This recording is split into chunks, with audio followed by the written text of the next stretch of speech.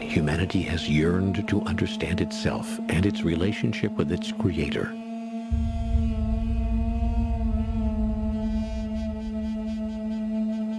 In the days of Moses, the Creator was known as the God of our forefathers, or the God of Abraham, but there was no real name for the divine creative presence.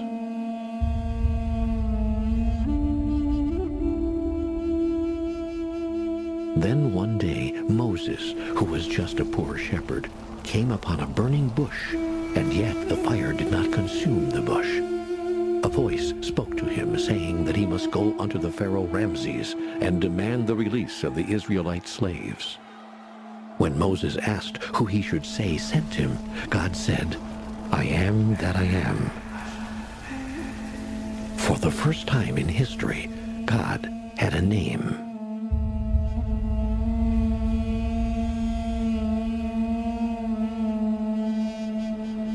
Armed with the power of God's name, I am that I am, Moses produced some of the greatest miracles of the Bible.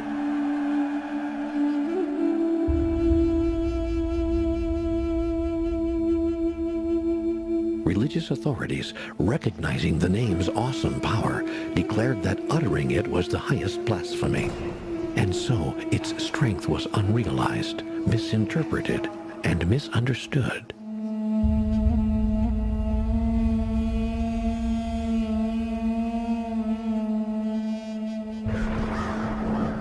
Moses never reached the Promised Land, nor did the code that could unlock the awesome power of God's name and set all of humanity free.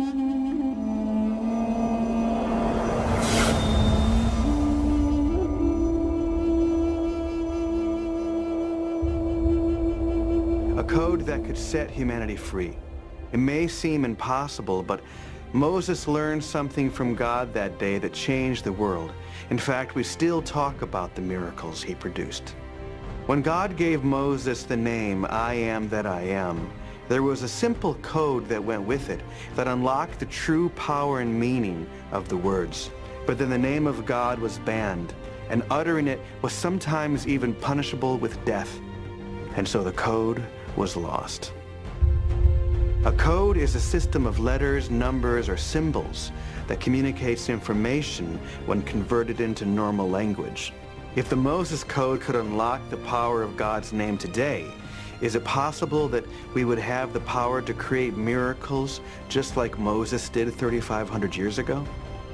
For the first time, world-renowned scholars, psychologists, and philosophers will reveal the Moses Code and how you can harness its energy to change your life. Today we have the power to destroy the world many times over, but the Moses Code unleashes a new kind of power, one that creates worlds and helps us fulfill our individual and collective destiny.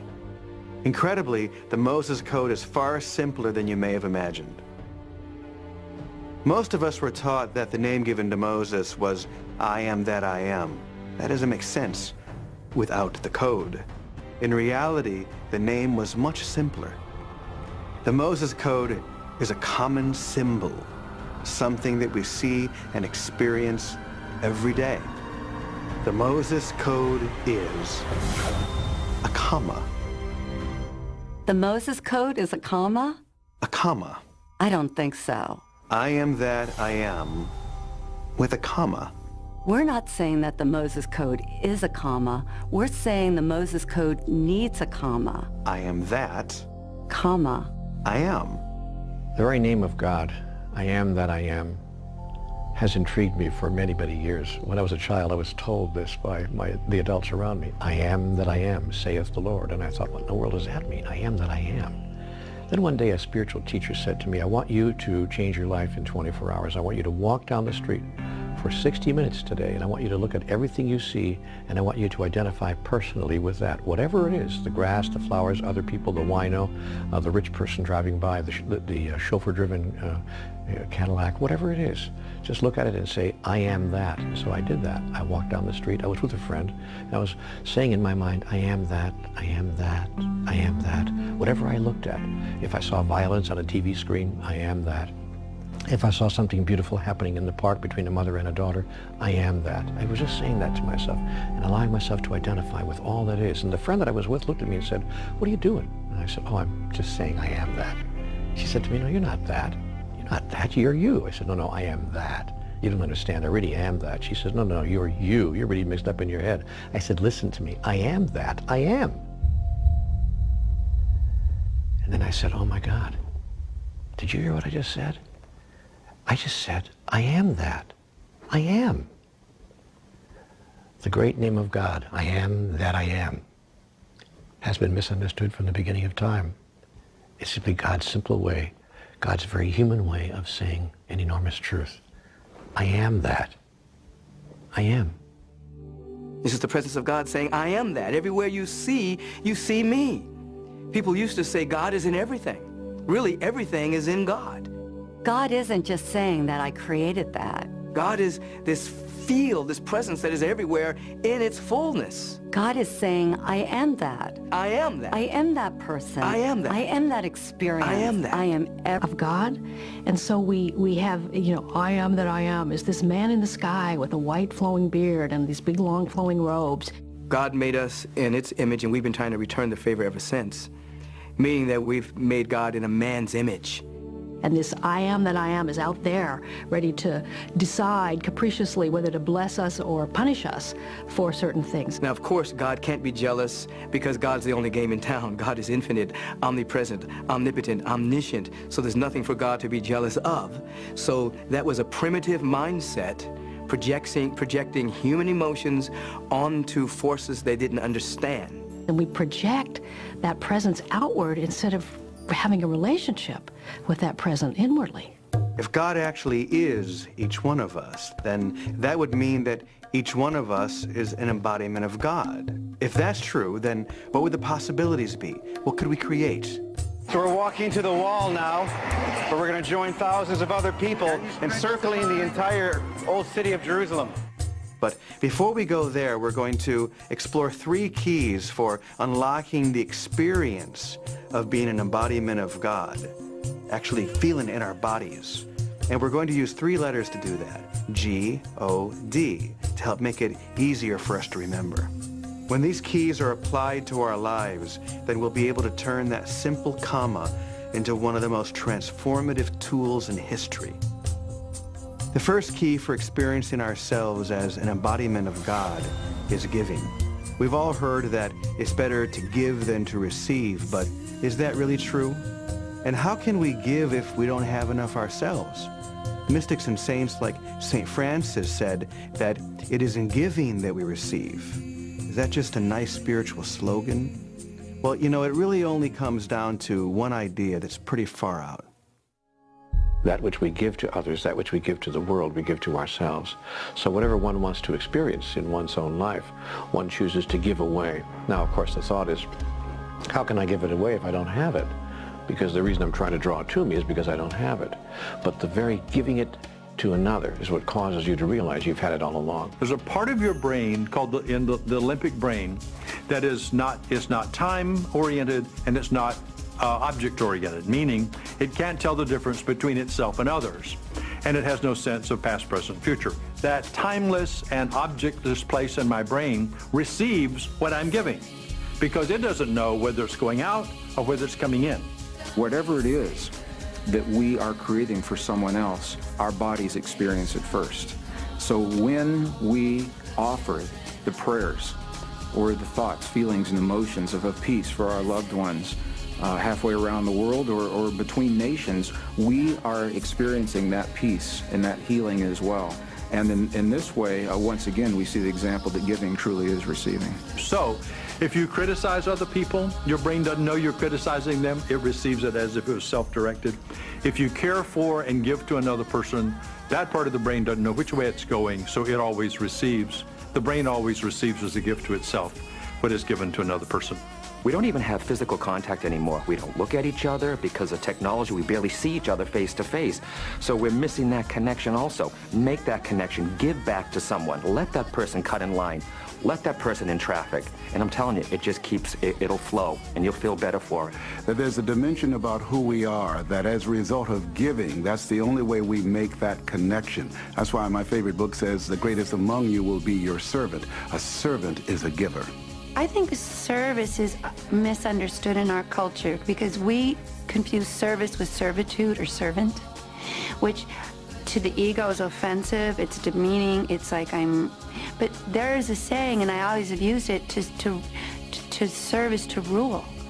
To be able to be of genuine service really allows you to feel that your energy and your efforts make a difference. September 2001, I was in New York. I awoke to the news, and my friend that I was staying with, Doug, we went to the roof of his apartment building and watched the World Trade Center crumble. And both of us simultaneously looked at each other and said, we have to go down there right now. We were literally running against the current of people that were rushing out of the scene. We were running into the scene. Doug works in the media, so he had media badges that allowed us to get beyond barricades that were just being set up by local police. There was still no support system for these firefighters and these rescue workers. So it became a real necessity that we find food and water really fast. So we actually, with the support of a couple of NYPD police officers, we started looting all the nearby delis and supermarkets. And we had turkey meats, and we had the finest of New York delis meats and everything. After a while, it became clear that there was just one food that all the rescue workers wanted, and that was peanut butter and jelly sandwiches. And I later realized that it was because it was comfort food. And it was the first area where they actually did the first roll call. Fire chief stood up on top of one of the crushed fire trucks. There were probably 400 names that he called off, and at least half of them were not present. As the reality set in with all of the firefighters around, that they were not present because they were not alive. They were in the building. They started to literally crumble like dominoes all around us. They fell to their knees, they sat on curbs, and these big hardened men were just in tears. The earth movers came in to clear the way for all of the rescue vehicles, and Wall Street was lined with fine automobiles, so the only way to move them was to literally push them over with these earth movers. They just flipped the cars one at a time, all the way down the road, flipping cars out of the way. And I watched these material items go from being this beautiful car that I was drilling over to just being trash in seconds. We watched them, we just stood there, you know, like 12 guys going, oh my God, how can they do that? But then it became really clear to me that it's like, that was so irrelevant to the task of finding people alive that all of the material world was just garbage at that point. It didn't matter. I had suited up, you know, rescue workers' uniform, basically, with the respirator and everything on. And this actually ended up becoming my pass to get into the ground zero, where it was nothing but qualified rescue workers. And here I was, just a civilian with really no qualification to be there. So the first victim that was found was this little man in a suit, and he had been completely crushed and disfigured under a fire truck. And I stood there looking at him and imagining what his story must have been, that he likely hid under the thing that felt the most secure, like a fire truck. Do you know what I mean? He probably crawled under that fire truck as debris was falling, only to be crushed under that fire truck when that entire rig was crushed upon him. And so that was really the first sobering moment of, wow, okay, this is what we're here for, and this is what we're going to witness, and am I up for it? And you know, I didn't really even have to think about it. It was just a yes. We have to understand that when we perform service for others, we're not really doing that. I mean, it looks like in the illusion that we're doing that we are serving others, but the truth is there's no one else to serve but the self. There's nothing going on in the world except self-service. Is not strictly for getting in return. You know, there's not this intellectual thought of, okay, well, I'm going to give to you, you, and you, because if I do, then maybe I'll get something. Most of us operate in that mode already. Moses didn't do that. He just gave and received and served We want to give as God gives, without expectations, without wanting anything in return, just to connect with another person, to serve in the grandest way. Greatness is your capacity and your willingness to be of service. Service to what? Service to love. Service to peace. Service to beauty. Service to God. Service to joy. I think that when we do that, when we take our attention off all of our problems and all of our circumstances, and we put it on somebody else, it's the thought of doing that that allows us to lose track of ourselves and lose track of our problems, and that's an act of creation. Recently, I was inspired by my own son, Bo, who was having a bar mitzvah, and the rabbi explained to him that the mitzvah was really in the stretch, going beyond what he felt comfortable doing. What kind of challenges do you feel like you faced and that you had to overcome to do this great mitzvah? I'm giving away all my money, so that's always hard. What kind of project are you going to do? I'm raising money to build a school in a poor part of Uganda. He decided that he would build a school. An entire school? Yeah, a 7-room schoolhouse. And donate 100% of his money. Moses did exactly the same thing you're doing, Bo. He left his comfort zone to do something good for people that desperately needed it. The village where Bo's project is going to be built is called Chikoiro. And the difference between a child going to school and not going to school is really the difference between life and death for many children. It says, Bo, I've decided to put my money towards the school. We've received money from over 500 people. That's great. How old is she? She's only 12. That's weird. No, I think that's beautiful. I know. That's awesome. They were just ecstatic, and they really got that this was a child helping children. How does it feel to be a philanthropist? What's a philanthropist? This has been a tremendous opportunity, not just for the children of Chikoiro, but for kids in the U.S. to get the idea that there's more that they can do. There are some people that don't have the capacity to receive the good that wants to come into their life, and they end up becoming martyrs. They end up burning themselves out because they give, but they never replenish themselves through being available to the presence, expressing through them through receptivity.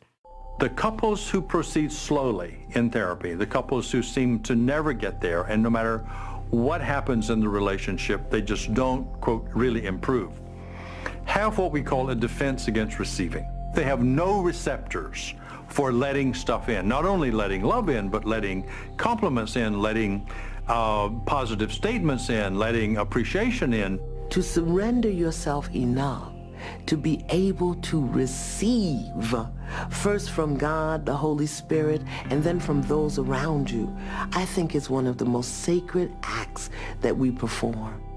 The complete whole state is an individual that gives with ease and with grace. They're here to give, to share their gifts, their time, their talents, their capacities, while at the same time they're in tune with the fundamental order of existence, their real being, and they're receptive to this flow through them.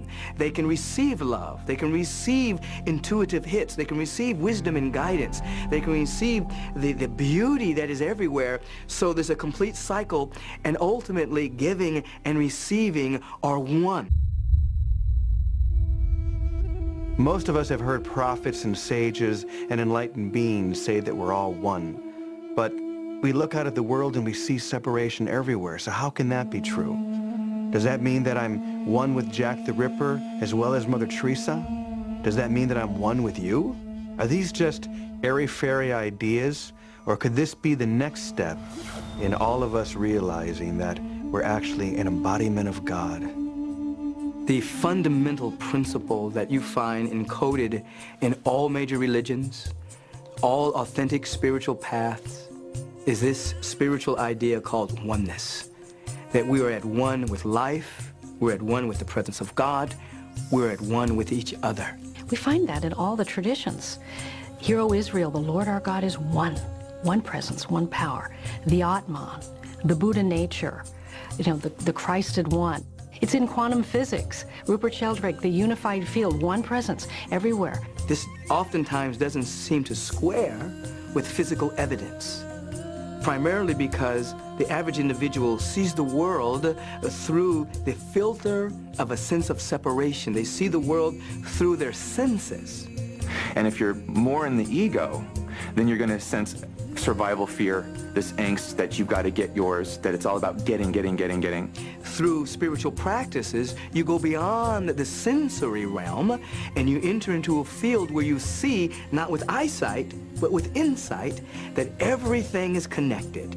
The scientists, the quantum scientists would call it a unified field that is everywhere in its fullness, that is undivided. That's what being awake means, is to say, well, I'm dancing in this illusion of separateness, but I'm not separate. For once an individual is broken through, then all the things on the surface that seem separate begin to work together for our good, because we're now in tune with everything on the invisible level. So you end up working not harder, but you end up working a lot cleaner, a lot easier, because you're in tune with all of life. So you're not trying to make something happen on the surface, you're trying to make something welcome on the invisible side of life. So oneness is the primary principle. It's the linchpin of power. We're at one with God, one with love, one with life, one with all the power that there is. Until we're willing to embrace the totality of our humanity and our divinity, we can never be in oneness, because we're taught to say, I'm not that. We're taught to say, you know, I see something I don't like, so I don't want to be that, and we push that part of ourselves aside. And at times, all of us, including myself, at times find it hard to be at one with someone or someones that either don't agree with us or that have values that would be we believe to be totally destructive. These days, I'm having a lot of trouble with phony people. And I can see that I don't like that part of myself, that I'm always searching for ways to be more authentic and more real and show more of myself, even as a teacher. I finally went to take my first nap in 40 plus hours. I really don't know. It was kind of timeless there. And I found an apartment building that had been completely abandoned. And so I went into the lobby of this apartment building, and I found a couch, and I dusted it off, and I laid down on the couch with my face against the back of the couch, and I cuddled up, and I bundled up, and probably about a half hour into my sleepless nap, I could feel the little man, the first victim that we found, the little man in the suit. I could feel him kneeling behind me, and I could see it vividly. He was kneeling behind me, his disfigured face staring at the back of my head. I could feel his breath on the back of my neck, and I was pretty terrified. And I just laid there for, I don't know how long it was, 5 or 10 minutes, just thinking, what is he doing? And I was still and quiet long enough for that voice, that voice, whatever you want to call it, my internal voice, that said to me very loud and clearly, this could be your Vietnam, or ...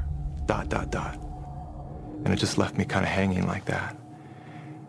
I didn't know what the ... was, but I knew what the this could be your Vietnam meant, having grown up seeing all of the ex-vets with all of their drama that they've brought back from the war and their flashbacks. Having just had my first Ground Zero flashback, I knew that this could be something that could stay with me that way for the rest of my life, and it could probably trouble my future. And I knew that the answer to the or was back out on the rebel. So I got up and I suited up again, and I put my mask on, and I walked around the building, and as I rounded the corner, they had put up a new work light, and it was this very bright, brilliant light. And everything just seemed so bright and so brilliant that I was like just struck. And I just looked around at all these people, and everything just instantly appeared different to me. And I stood there with tears in my eyes. It felt like the world was in slow motion. I was watching people go by, and all I could see was just spirits crossing and spirits working and chain gangs of spirits. And it was so clear to me that everything was interconnected, and it was all one big body of God. everybody had dropped their egos, they had dropped their identities, they had dropped their rank, and they were working together for the greater good of all. And I was so lit up with possibility for humankind of what it can be like when we all are working together in this way. And I could really get beyond concept what oneness was. Knowing that the entire world was experiencing what it was experiencing, all the separation and fear and chaos that was going on in the world, here I was standing there experiencing the greatest bliss and beauty of my life. And I remember just wishing that the world could see this situation through my eyes.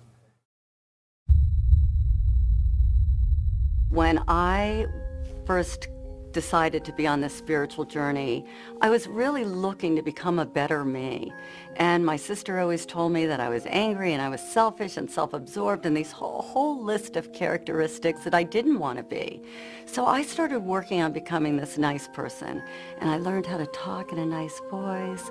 And I learned how to give things away that I had if you wanted them. I did all these things. And then I went to a seminar one day, and I'm standing there and everybody's looking at me. In the middle of this seminar, this woman shouts out, "You're a bitch."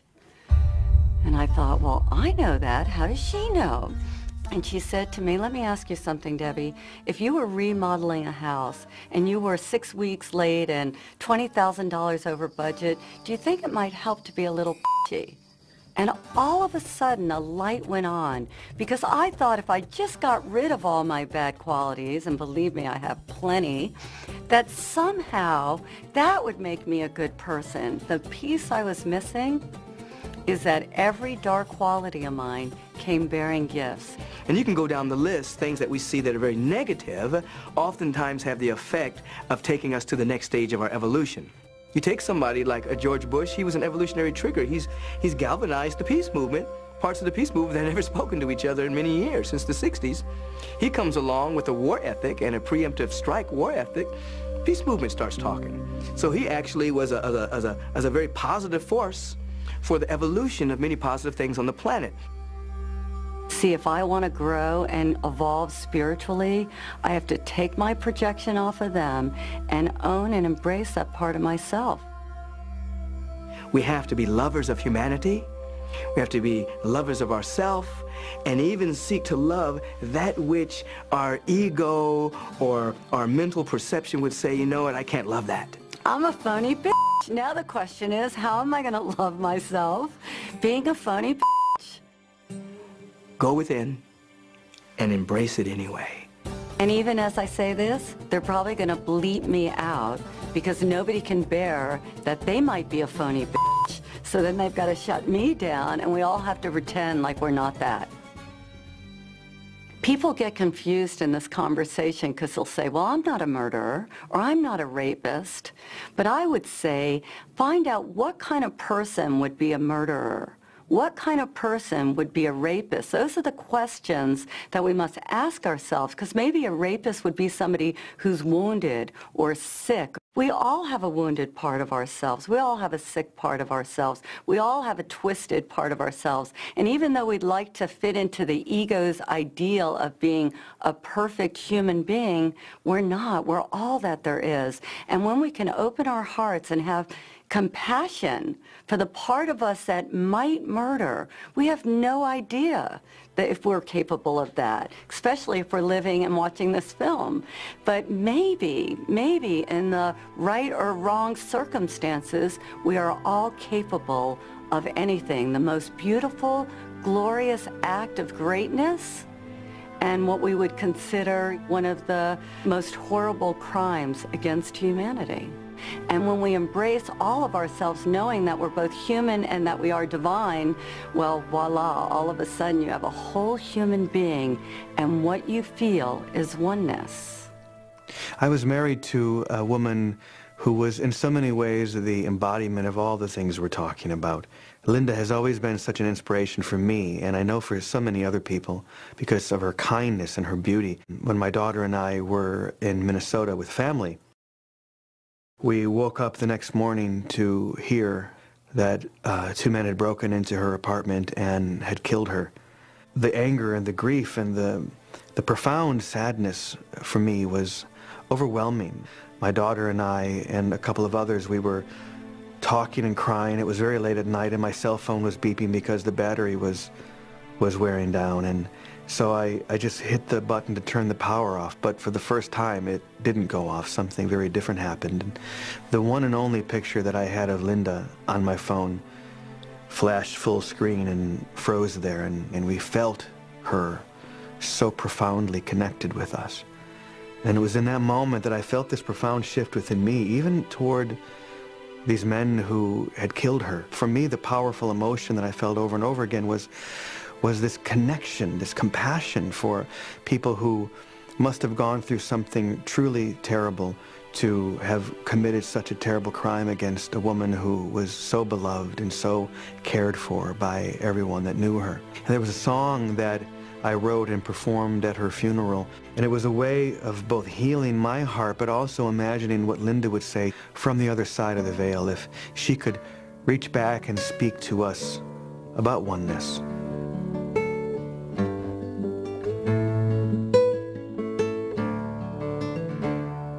And if ever you forget me, just call me by my name, and my soul, it will answer time and time again. And if ever you should leave me, I'm never really gone. You can find me deep within you, in the one.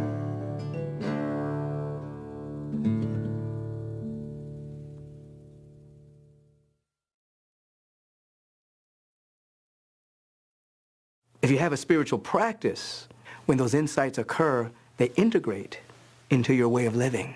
They don't wipe you out, nor do they just fade into the recesses of memory as to a wonderful moment you once had. Integrates into you. And that sense of oneness and unity becomes more real than anything.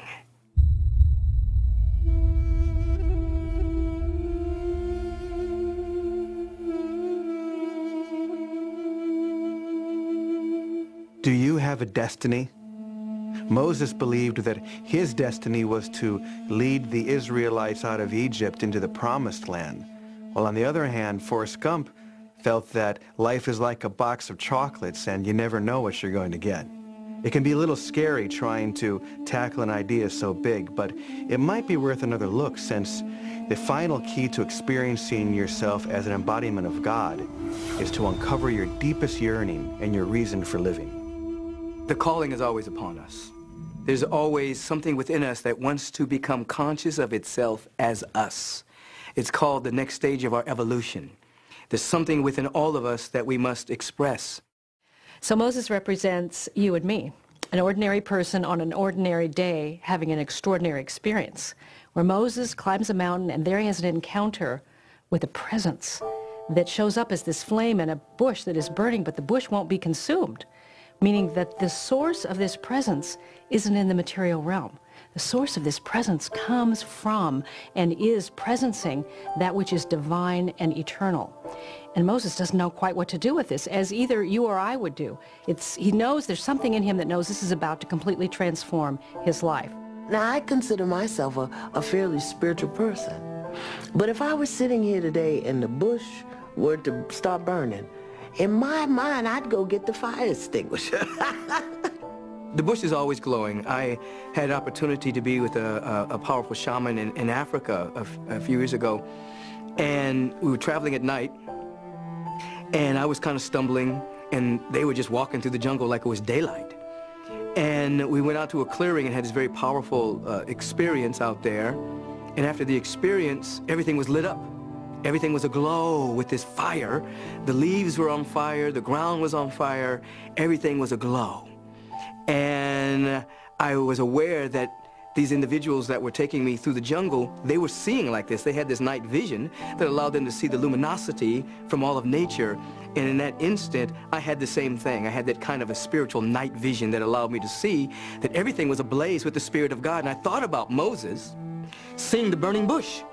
At that moment, he was in transcendent awareness, that he could see clearly that God is everywhere and everything is aglow with this fire, this power, and this presence. Moses was having a good day.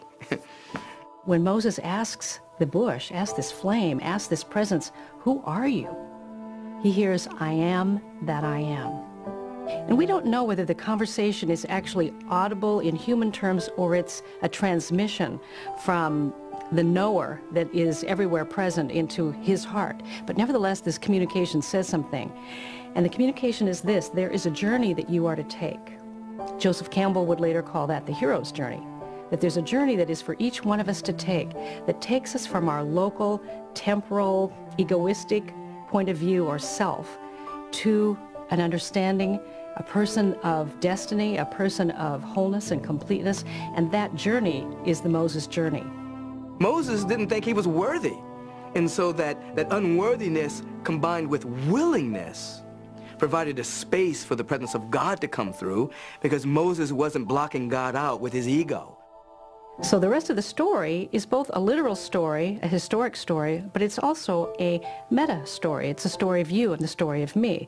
And all the characters in that story are parts of ourselves. So Moses is then told that he must go and free the slaves, and he is to take them to the promised land, or to fulfillment, to the land of milk and honey. And he questions, I can't do this. I mean, he stutters, he can't speak well. He's like, who am I to do this? And you and I feel the same way. When a dream, an idea, a calling, something calls to us about make a difference, give something, do something in your local community, do something for the world, do something for your family, do something.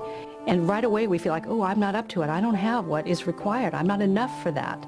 I think everyone has to come to grips with the fact that if there's a destiny within all of us, there's something calling all of us, and we are presently not the person that can deliver that destiny.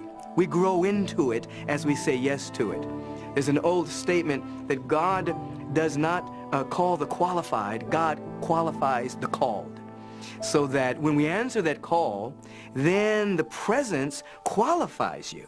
It qualified me. I didn't have all of the skills, I didn't have the resources, I didn't have the money, I didn't have the space, didn't have anything. But God qualified me through my yes. So people showed up, resources showed up, buildings showed up, individuals who could catch the vision that I was articulating showed up, and then I changed, I grew. So the person that said yes is not the same person sitting here today. The person that's sitting here today saying yes to the next stage of the vision will not be the person that inherits and articulates and manifests that aspect of the vision. We're constantly evolving and growing and unfolding based on our ability and our willingness and our capacity to say, yes, I'm willing, yes. And so Moses agrees to the journey. And there's that part of us that says yes to our own destiny, that says yes to our purpose as we discover it. And then, of course, comes having to encounter Pharaoh. Not only the historic Pharaoh, but the personal Pharaoh. The personal Pharaoh is our intellect. It's the part of us that's all made in agreement with the kingdom of our lives as we've known it, with everything just as it is, the status quo, the comfort zone. And then there's this part of us that wants to emerge, this part of us that wants to make a difference. And there's a whole argument that goes on internally about, no, I'm not about to make that change. And ultimately, in this story, which is your story and my story, the hero's journey, the trouble builds up, the trouble gets tougher, things get more and more complicated, and finally, in desperation, Pharaoh says, okay, go ahead, take the people and go. Now, the thing that I find very interesting about Moses is that he had a speech impediment. We don't know what kind it was, but one might think, why would God choose someone with a speech impediment, let's say a stutter, to deliver 4,000, however many, unruly Israelites into a new way of being? So here they are fussing and arguing among themselves, and Moses with his speech impediment, you would say, why does God have such a sense of humor? And you say, why would he choose Moses? One of the reasons why God could use him is because of his humility.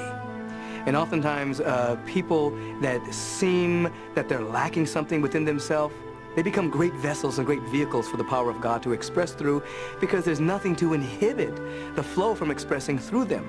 Very often we think we have impediments or limitations, and we don't think God can use us, but God will take your limitation and use you and it to deliver somebody else into a new place and a new way of being. So the sea opens, and then the real journey begins, because they spent 40 years in the desert.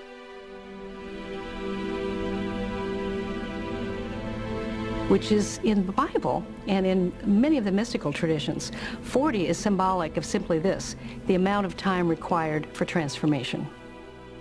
Noah has 40 days in the flood. Jesus has 40 days on the Mount of Temptation. Moses has 40 years in the desert. It's the amount of time required for the transformation. And for some of us, this is our 40th moment right now. Watching this right now, we know that this is the moment when the life we've lived is not sufficient to the purpose that we're being called for. I think it's useful for us to understand why the soul came to the body. Now, the soul came into physicality in order that it might experience itself, express itself in the physical world as who it really is, thus to know itself in its own experience.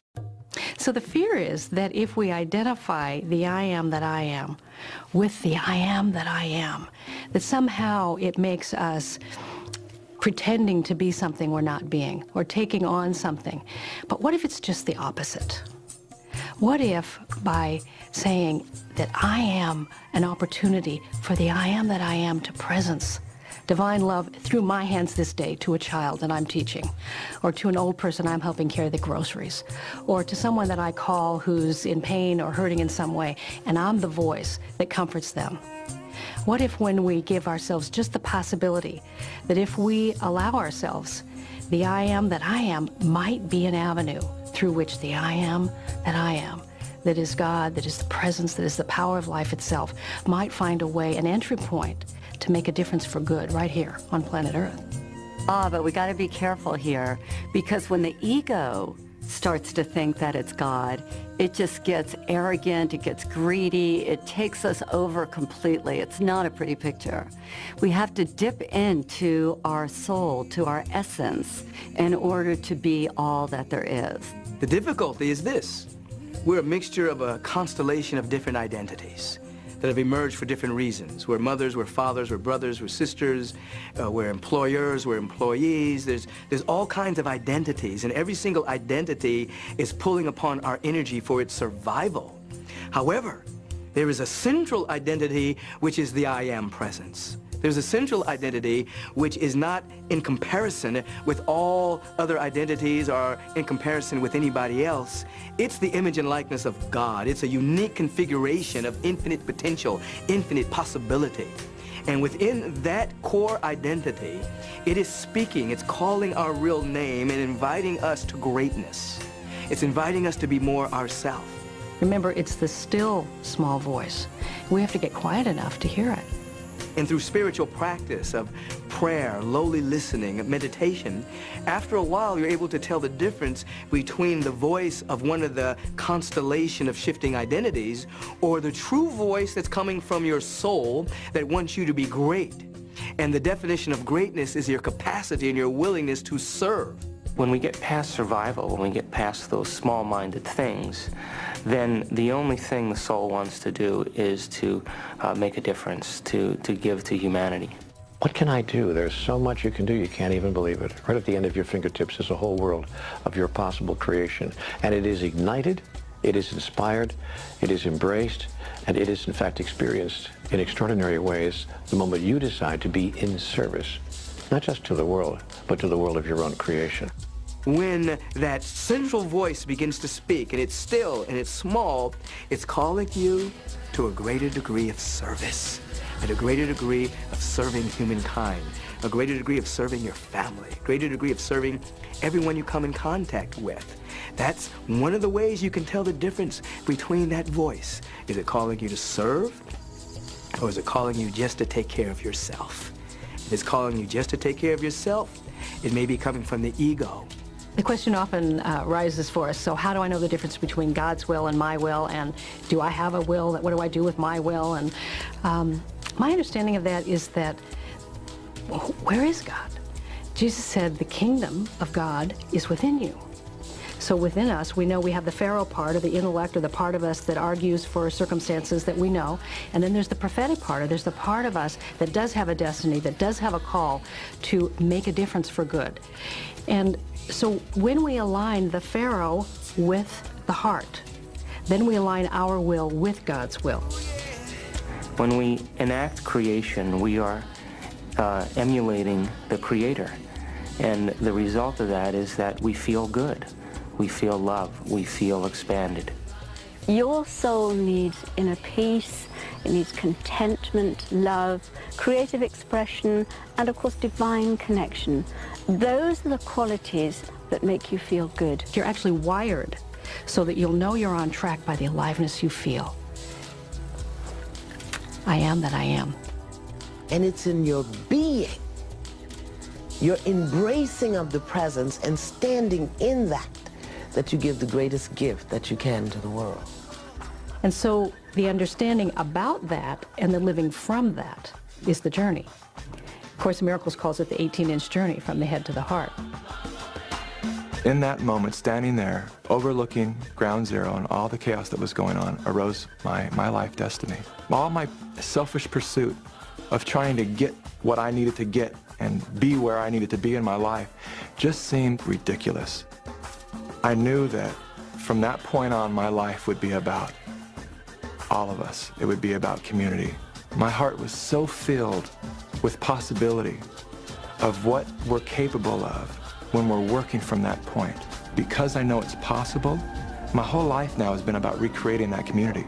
It is the catalyst for my wanting to create Elevate Film Festival, which is, when you really break it down, it's just a community of people who understand this oneness that I'm talking about. Can we bring people into an experience that's so much bigger than who we think we are, that we can experience that level of oneness? Because when you do, there's nothing more beautiful in this lifetime, in this experience. There's nothing greater than that.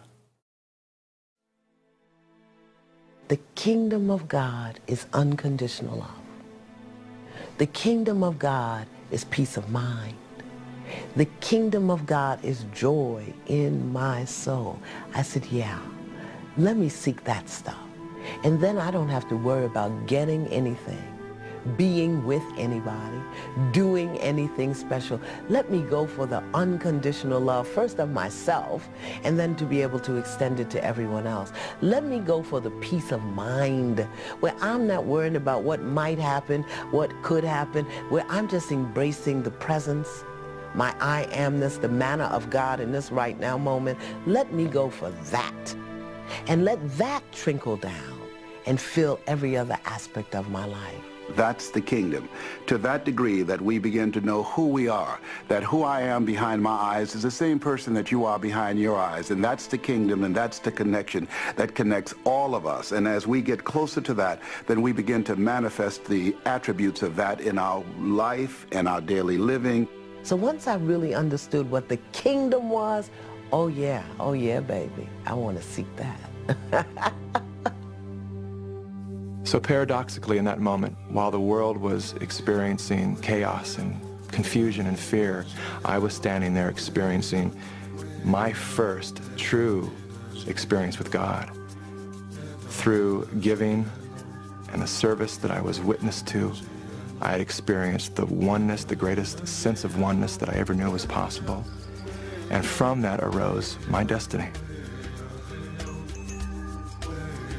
Now that we understand the three keys for experiencing ourselves as an embodiment of God, now is time for us to consider what we can create from that new experience.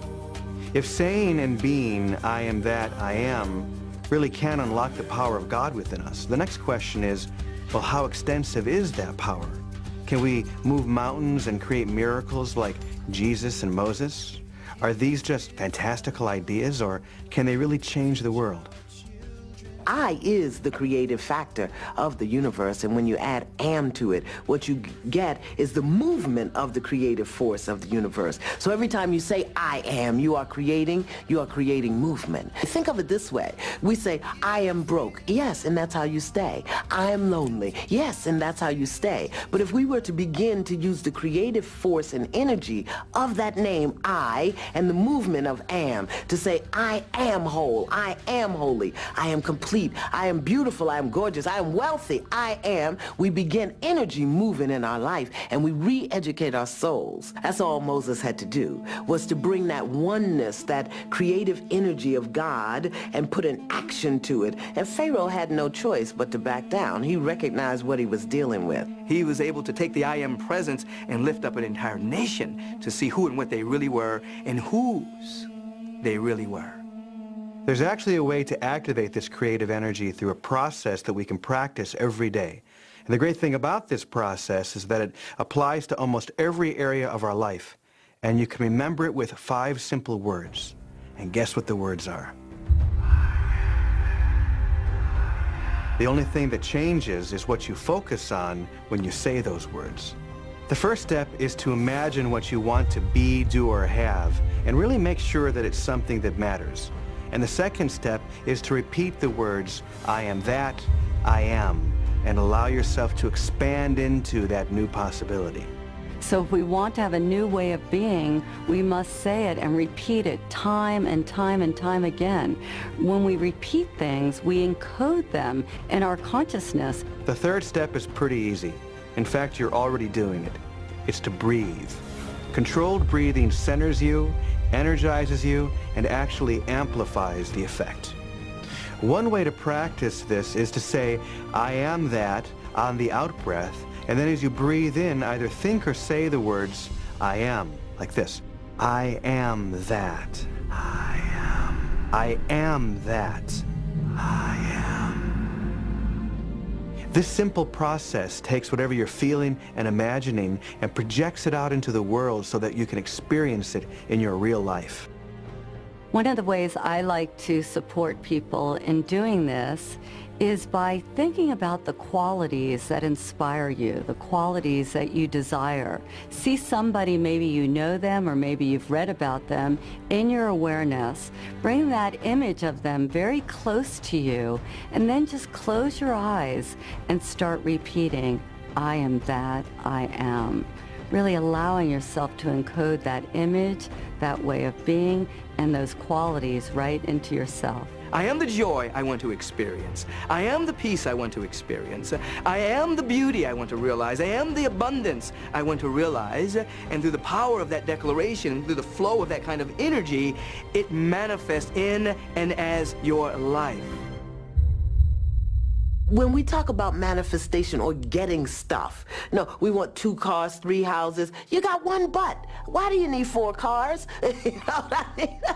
I could say the same thing about shoes. I've got 2 feet, I've got 80 pairs of shoes. But it's manna to my soul. But manifestation of things is not the same thing as manna, the presence of God that supplies your every need. There's some people that are dominated by the ego, and they try to get. They try to use the principles for acquisitiveness, to get things, and they hoard, and inside they're very poor people. They may have a lot of stuff, but they're just poor people with a lot of stuff. Advanced students understand that it works exactly the opposite, not to try to magnetize something to us, but to try to bring something through us. Many people say, I just don't know who I am. They don't know their soul. They don't know their soul. And it's great. People think they can reach out, get the cars, the jobs, the best relationships, the money. People get that, and more power to them. But they still say to themselves, I still feel empty. What's missing? You forgot about the soul. And that's really what we want. We want the grace and the majesty and the presence of God to so fill us until it's unspeakable. Because if we can speak it and call it something, we'll try to fix it and change it. So we just want to be. And in that beingness, we have the manna, which is the manifestation of the presence of God. Hallelujah, hallelujah, hallelujah. And it's not about a car or a house. It's about the presence of God.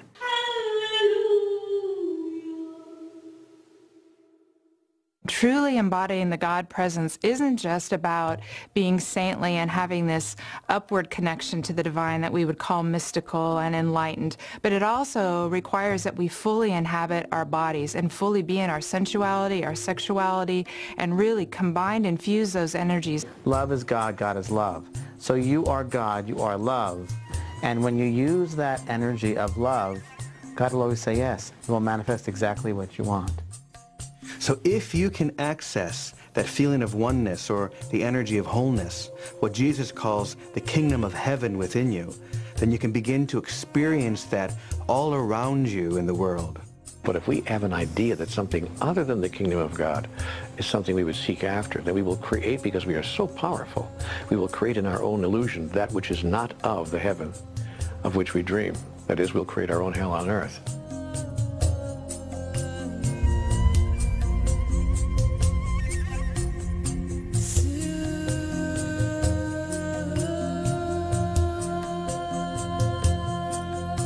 Moses and the Code never made it to the Holy Land, and since then Israel has been in constant conflict. Millions have lost their lives due to a misinterpretation of the name of God, and religious factions have been fighting for centuries, ironically, in the name of God.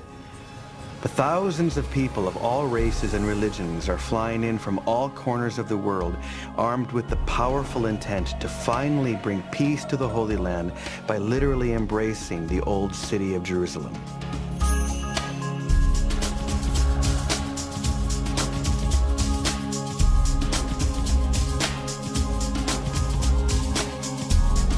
At the time of the hug and before, it is important for us to keep our pure intention and relax.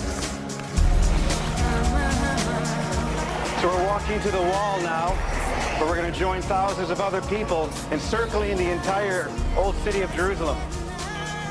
Can you stretch the line? חיבוק הגדול, כל אחד תעשה תפילה. We're here facing the wall, so as you breathe out, you say, I am that, meaning I am that peace in Jerusalem. Feel the peace radiating from this city.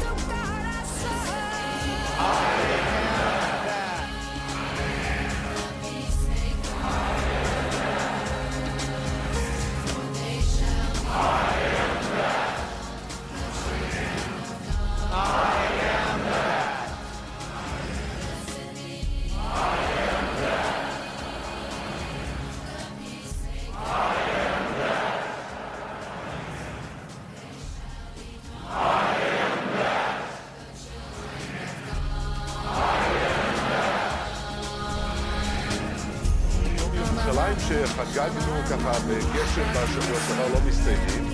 הנה הפעם מחבקים את ירושלים. And so, 3,500 years later, Moses' journey is complete by delivering the true meaning of the name of God to the Holy Land. It began with a conversation, but continues today through each one of us. The door has been unlocked. Now it's up to us to step into a new world.